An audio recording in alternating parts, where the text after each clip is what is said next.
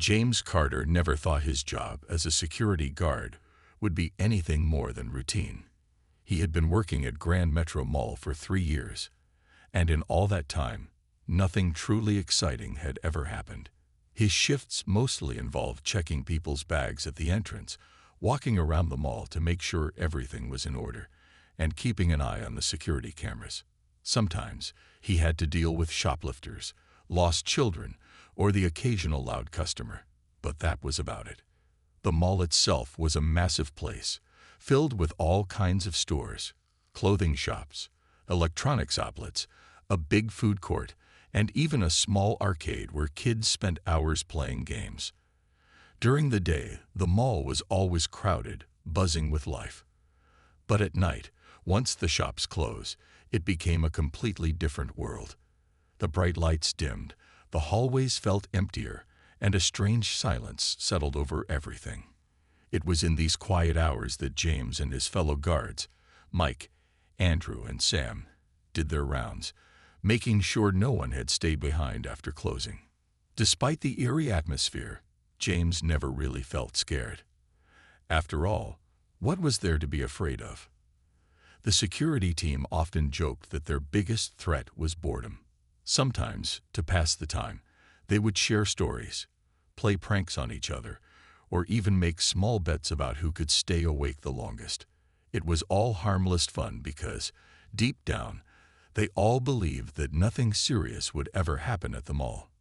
One evening, as James arrived for his shift, he noticed something strange. The old janitor, Mr. Fletcher, was standing near the security office, looking uneasy. Mr. Fletcher had worked at the mall longer than anyone, nearly 20 years, and he had seen it all. He was the kind of man who never wasted words, so when he spoke, people listened. That night, as James walked past him, Mr. Fletcher muttered something under his breath. "If you ever see the guards running, you should too." James stopped and frowned. "What do you mean?" he asked, but the old man just shook his head and walked away, pushing his mop across the shiny floor. James laughed to himself and went inside the security office, where Mike and Andrew were already watching the camera feeds. "Guys, you won't believe what Mr. Fletcher just told me," James said, still amused. He repeated the janitor's words, expecting his friends to laugh. Instead, Mike and Andrew exchanged a glance. It was the first time James saw real concern on their faces. James couldn't shake off Mr. Fletcher's strange words, but he tried to ignore them as he settled into his shift. The mall had just closed, and the last few shoppers were making their way out. Store employees locked up their shops, and soon the entire place fell into silence. The once busy walkways were now empty, and only the hum of the air conditioning and the occasional footsteps of the night staff could be heard. James sat in the security office with Mike, Andrew, and Sam. The large monitors in front of them showed different parts of the mall: hallways, store entrances, the food court, and the parking lot. Everything looked normal. As usual, their job was to watch the screens, take turns walking around the mall, and make sure nothing was out of place. Still thinking about what the janitor said, Mike asked, glancing at James. James smirked. "Come on, man. You don't actually believe that, do you?" Andrew leaned back in his chair. "Mr. Fletcher has been here forever. Maybe he knows something we don't." James shook his head. Or maybe he was just messing with us. They all laughed, but deep down, a strange feeling settled in James's chest. He had worked night shifts before, but something about this night felt different. An hour passed, and James decided to do his usual rounds. He grabbed his flashlight and radio before stepping out of the security room. Walking through the quiet mall always felt a little eerie. The mannequins in clothing stores looked almost too lifelike. The glass storefronts reflected his movements, and every small sound felt louder in the silence. As he walked past the food court, his radio crackled to life. "Hey, James." It was Sam. "Check the back entrance near the loading docks. There's someone standing outside." James frowned and hurried toward the location. When he arrived, He looked through the glass door leading to the back alley. A man in a dark hoodie stood just beyond the security cameras, his face hidden by the shadows. He wasn't moving. He was just standing there. James pressed the radio. "You see this guy?" "Yeah," Mike responded. "He's been there for almost 10 minutes, not moving at all." A chill ran down James's spine. He had dealt with loiterers before, but something about this man felt off. "I'll go check it out," James said, opening the door slightly. But before he could step outside, the man took a sudden step back, then disappeared into the darkness. James hesitated. The uneasy feeling in his chest grew stronger. Something told him this night was just getting started. James stood frozen at the doorway, his eyes scanning the dark alley where the hooded man had just disappeared. The air outside felt colder than usual, and a strange silence filled the space. He had dealt with troublemakers before, but this was different. The way the man had stood so still, watching them all, and then vanished so quickly, it didn't feel normal.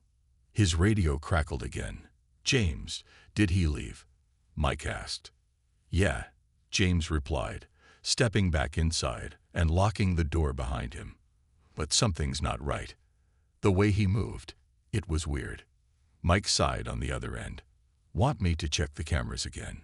"Yeah, rewind and see how long he was there." James started walking back toward the security office. The mall felt even quieter now, the kind of silence that made every little sound seem louder. His own footsteps echoed through the empty halls, making him feel like he wasn't alone. He shook off the feeling, telling himself it was just his imagination. When he reached the security room, Mike, Andrew, and Sam were already focused on the monitors. Mike had rewound the footage, and all four of them watched closely. The man had first appeared near the loading dock exactly 13 minutes ago. He hadn't walked up to the door like a normal person. 1 second, the area was empty, and the next, he was just there. He didn't move. He didn't pace around. He just stood still, facing the door. Andrew leaned forward. "That's creepy." "Wait," Sam pointed at the screen. "Look at his shadow." James narrowed his eyes. The dim alley light behind the man should have cast a long shadow in front of him, but there was no shadow at all. A chill ran through James. That's not possible. As they kept watching, the footage reached the moment James had opened the door. On the screen, as soon as the door cracked open, the man took one slow step backward and then disappeared from the camera's view. But the way he moved wasn't normal. He seemed to fade rather than walk away. Silence filled the room. No one spoke for a long moment. Finally, Mike muttered, "I don't like this." James took a deep breath. Maybe he knew where the cameras were and avoided them. Andrew shook his head. "Maybe. But I've never seen someone disappear that smoothly. No hesitation, no turning, just gone." Sam rubbed his arms as if shaking off a cold feeling. "Whatever this is, I have a bad feeling about tonight." For the first time in 3 years, James began to wonder if working the night shift at Grand Metro Mall was a mistake. James couldn't stop staring at the screen. The way the man had disappeared didn't make sense. People don't just fade into the shadows like that. His chest felt tight, and for the first time since working at the mall, he felt uneasy. The others must have felt the same because no one was making jokes anymore. "All right," Mike said, breaking the silence. "We need to check the area again. Maybe he's still around, hiding somewhere." James nodded. "I'll go with Andrew. Sam, you and Mike stay here and watch the cameras. If you see anything, let us know right away." Andrew grabbed his flashlight, and the two of them headed toward the back entrance. The hallways felt longer than usual, the air heavy with something unexplainable. James tried to keep his breathing steady, but his hands felt cold. He had never been scared on duty before, but something about this night was different. When they reached the back door, James hesitated before unlocking it. He looked at Andrew. "Ready?" Andrew gave a small nod. "Let's just make this quick." James pushed the door open, and they stepped into the alley. A cold breeze hit their faces. The dim light above the entrance flickered slightly. Everything looked the same as before, empty and quiet. But James couldn't shake the feeling that they were being watched. They slowly walked forward, their flashlights cutting through the darkness. Andrew checked behind the dumpster, while James scanned the area near the fence. Nothing. "You see anything?" James asked. Andrew shook his head. "No, it's like he was never here." James pressed his radio. "Mike, any movement on the cameras?" "Static." James frowned. "Mike. Sam. You there?" More static. Then a faint voice came through. Sam's voice, but it was shaky. "Guys, get back here. Now." James and Andrew didn't ask questions. They turned and rushed back into the mall, locking the door behind them. Their footsteps echoed as they hurried down the hallway. When they reached the security office, they found Sam standing by the monitors, his face pale. "What happened?" James asked, catching his breath. Sam pointed at one of the screens. "Look." James followed his gaze. It was the camera feed from inside the mall, right near the toy store. And there, standing completely still in front of the locked glass doors, was the hooded man. But something was different now. His head was tilted slightly upward, as if he knew they were watching him. And then, without moving his body, his face slowly turned toward the security camera. James felt his heartbeat quicken as he stared at the screen. The hooded man was now inside the mall, standing in front of the toy store. But how? The doors were locked, and they had just checked the back entrance. There was no way he could have gotten past them.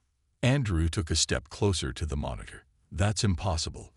We were just out there. No one came in." Mike, who had been silent, finally spoke. "Watch his face." James focused on the screen.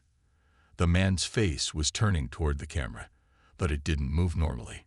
It was slow, unnatural, almost like he was twisting his head in a way that shouldn't be possible. But the worst part was that his hood still cast a deep shadow over his face. They couldn't see his features at all. Sam swallowed hard. "We should call someone." James hesitated. "Call who? The police?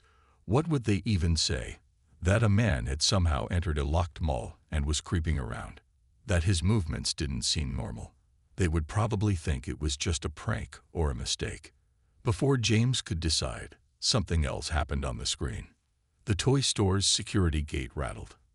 Everyone froze. The store was locked. The metal security gate had been pulled down and secured at closing time. But now, on screen, they could see it shaking slightly, like something was pushing against it from the inside. Andrew's voice was barely above a whisper. "He's not touching it." He was right. The hooded man wasn't even near the gate. He was still standing completely still, just staring at the camera. But the metal gate behind him kept rattling, harder now. James grabbed the radio. "Security to all units. Meet at the toy store. Now." Without waiting, he grabbed his flashlight and rushed out of the office. The others followed, their footsteps quick and tense. The hallway leading to the toy store felt darker than before, even though the lights were still on. The air seemed heavier, like it was harder to breathe. When they turned the final corner, James felt his stomach drop. The hooded man was gone. The toy store gate was still shut, exactly how it had been locked earlier. Everything looked normal. There was no sign that anyone had been there at all. Mike exhaled sharply. "No way. We just saw him." James stepped forward cautiously, shining his flashlight over the area. The feeling of being watched was stronger than ever. Then, from inside the toy store, something small fell off a shelf and hit the floor with a soft thud. And the security gate rattled again, louder this time. James felt a chill crawl up his spine as he stared at the toy store gate. It had just rattled again, louder this time, as if something inside was pushing against it.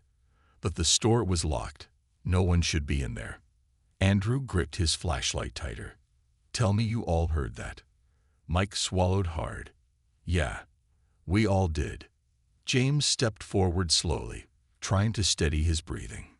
He pointed his flashlight through the gaps in the metal gate, scanning the dark store. Rows of colorful toys, dolls, and stuffed animals lined the shelves. Everything was still. But just a second ago, something inside had moved. Sam pressed the radio. "Control, we might have a break-in at the toy store. Can someone confirm if all stores were locked properly?" A static-filled response came through. All stores were secured at closing. No alarms have been triggered. That didn't make sense. If no one had entered, how was the security gate rattling on its own? And where had the hooded man gone? Then something caught James's eye. One of the dolls had fallen off a shelf and was now lying in the middle of the floor. James felt his stomach twist. That doll wasn't there a minute ago. Andrew took a step back. "I don't like this, man. This feels wrong." James was about to agree when the gate shook again, violently this time. The loud metallic clang echoed through the empty mall, making everyone jump. It was as if something inside was pushing hard to get out. That was it. James turned and ran. He didn't care anymore. He didn't need to check the cameras or wait for answers. His instincts screamed at him to leave. And judging by the sound of hurried footsteps behind him, the others felt the same. They sprinted down the hallway, not looking back. James's heart pounded in his chest, his breath coming fast and uneven.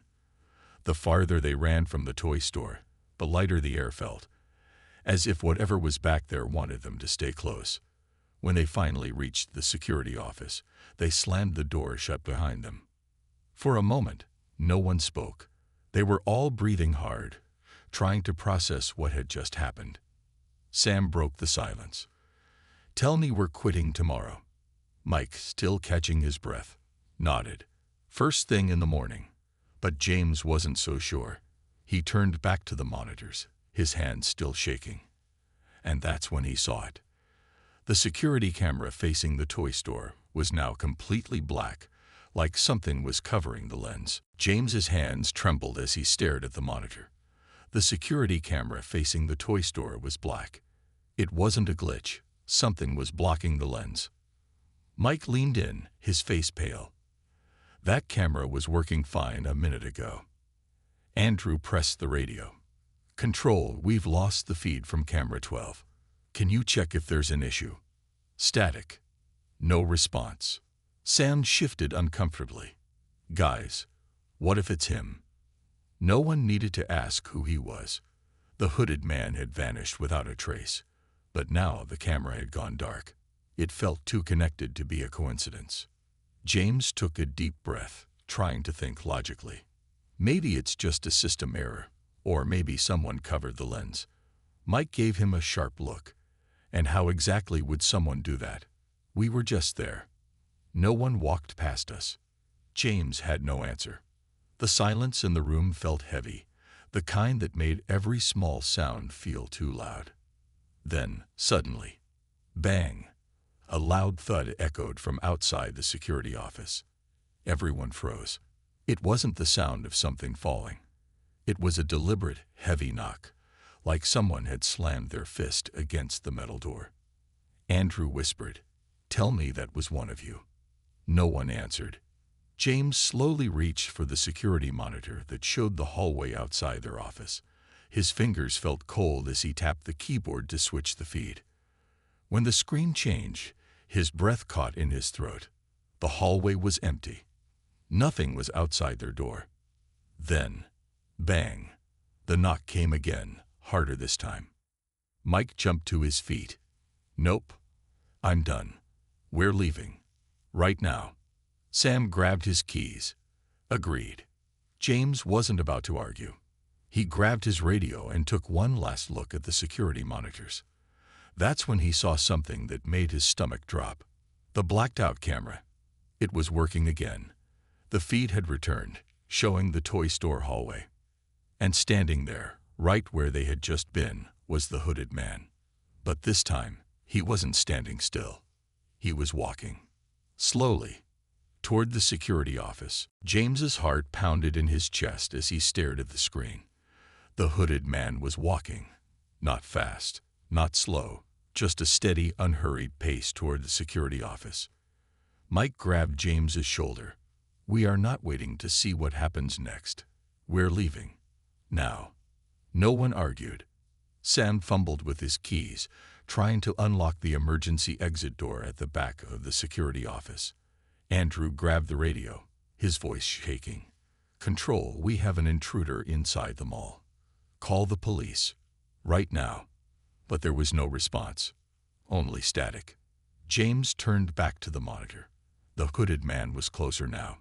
He had almost reached the corner, the last turn before the security office. In a few more steps, he would be just outside their door. "Sam, hurry," James urged. Sam's hands were shaking as he jammed the key into the lock. "I'm trying. The key isn't turning." Andrew grabbed the handle and yanked hard, but the door wouldn't budge. It stuck. James turned back to the screen. The hooded man was gone. His breath caught in his throat. Wait, where did he go? Mike checked the other cameras. He was just there. He couldn't have. Bang! The security office door shook violently. Everyone jumped back. Another bang, then another. Something, or someone, was hitting the door hard. James's mind raced. This wasn't possible. No one had seen the hooded man enter the mall. Doors were locked. Alarms hadn't gone off. But somehow he was here. And now he was trying to get in. Then, just as suddenly as it started, the banging stopped. Silence. No one moved. The air in the room felt heavy, like the walls were closing in. The only sound was their ragged breathing. Then, click. The door handle turned. Andrew stumbled back. No, that's not. The handle turned all the way down. And slowly, the door began to open. James felt a deep, instinctive fear, the kind that screamed at him to run. But before he could react, the lights flickered. And in that brief moment of darkness, a voice whispered from the other side of the door. "Why are you running?"